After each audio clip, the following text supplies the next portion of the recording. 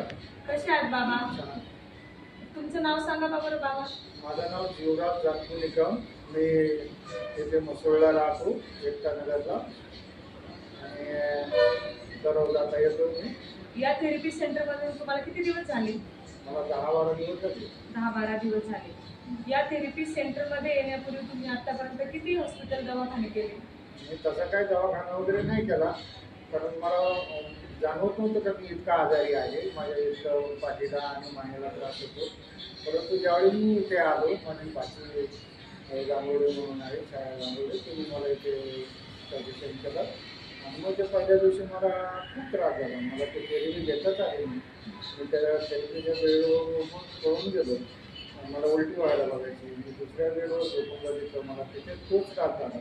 परंतु मग नंतर दुसऱ्या-तिसऱ्या दिवशी मग मला माझी मान हळूहळू टेकायला लागली आणि मी त्या थेरपीला माझी बॉडी साथ द्यायला. सरांनी ते सजेशन केलं तर तुम्हाला ज्या अर्थी तुम्हाला बेडवर त्रास झाला, याचा अर्थ तुमची बॉडी तुम्हाला साथ देते, या थेरपीला साथ देते.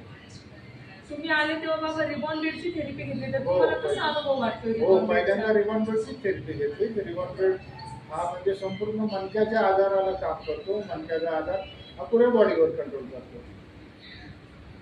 बरं वाटतं बाबा आता तुम्हाला? किती टक्के फरक वाटतोय तुमच्या मला आता आजारात? सध्या बरं वाटतंय. 70% फरक वाटतो. 70% मी फरक. आणि माझी घरवाली मनीषा टाळ्या वाजवा बाबांसाठी. बाबांना 70% फरक पडलाय बघा. मंडळी मनीषा निकम आम्ही दोघं जण दररोज येतो.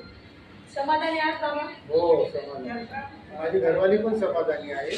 ती पण मला सांगते की मला थोडं थोडं बरं वाटतं. धन्यवाद बाबा.